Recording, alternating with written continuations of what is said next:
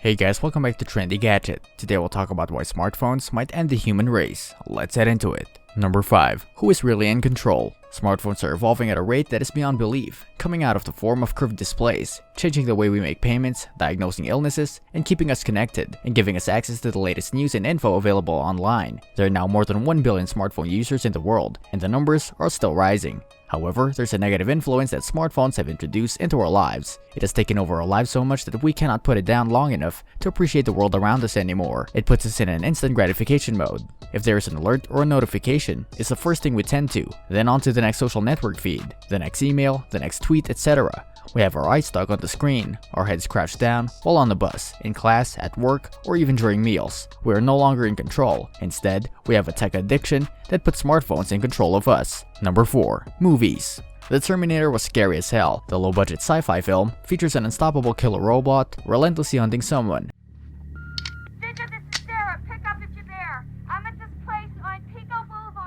A concept that has frightened my pubescent self far more than creepy Japanese children or masked maniacs. And yet, the movie's concept of a world where an artificially intelligent computer has usurped humanity and sent machines to war seems pretty silly, even 33 years after its release, right? Well, not to the man who inspired Robert Downey Jr.'s Tony Stark in Iron Man, Elon Musk, the 40-year-old Hollywood star dating billionaire entrepreneur behind electric car company Tesla and rocket manufacturer SpaceX. Musk believes robots will probably, one day, kill us all. He also believes there's a 1 in a billion chance we're not living in a computer simulation, but never mind about that.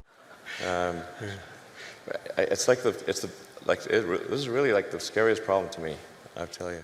We lose focus of what's important. While smartphones can be helpful in a variety of things, like taking notes in class or documenting our life experiments through pictures, we almost always choose to be less productive with our devices. We distract ourselves with games, videos, music, and social media feeds. Social notifications like a new comment, a new like on your photos, or a chat prompt make us lose sight of what's right in front of us, urging us to instead reply or act upon the notification. It's all fun and games until someone crashes a car. Number 3. Life-threatening smartphone use. Personal safety takes a back seat, pun intended, when it comes to smartphone usage while driving. It's now common to see public service announcements or news reports of accidents caused by smartphone use while behind the wheel. In Japan, there's even a campaign to spread awareness of smartphone walking accidents involving smartphones, very distracted users, and train platform accidents. And we're not referring to taking an important call with the help of earphones and Bluetooth. We're referring to texting, tweeting, Facebooking, upvoting, and taking selfies while the car is still moving. Not having your full attention on what is on the road in front of you is a recipe for an accident. Some say almost as bad as drunk driving. Number 2. Musk might have a point. In July,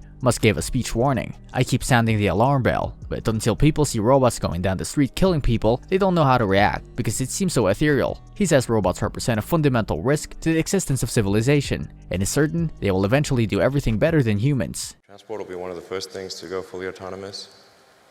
But when I say everything, like the robots will be able to do everything. Incredibly, his comments have sparked a public debate with another tech behemoth, Facebook founder Mark Zuckerberg. In a recent live video, the Zuck told viewers Musk was a naysayer who was fear-mongering. In some ways, I actually think it's pretty irresponsible. Musk shot back on Twitter. I've talked to Mark about this. His understanding of the subject is limited. Top that, Taylor and Katie. 2 days ago, Microsoft titan Bill Gates joined the party, telling the Wall Street Journal the world destruction isn't imminent. This is a case where Elon and I disagree. We shouldn't panic about it. Aaron Stockdale is a Cantabrian studying towards a PhD in computer science at the University of Cambridge. We understand how to design intelligent systems so they don't go to murderous rampages. Stockdale says people shouldn't fear an intelligent robot reprogramming itself. If that were to happen, the more likely outcome is it would optimize itself to become lazy and apathetic. Steve McKinley, who teaches digital ethics and artificial intelligence at the Wellington Institute of Technology, also rejects Musk's fears. Number 1. Smartphones reprogramming themselves. The biggest danger, he says, are autonomous weapon systems or drone swarms. Right now, drones are just used to make epic holiday videos or spy on neighbors. They've been deployed by militaries, such as the US, on its war on terror. For decades, swarms, a form of drone technology, can theoretically be made for cheap using 3D printers. They move like a self-organized flock of birds without human control, zooming towards their target, which could be the largest population mass it finds. If a few are shot down, the rest continue. Superpowers around the world are pursuing swarm technology. It's relatively new, but evolving swiftly. A $25 million order now buys this. Enough to kill half a city.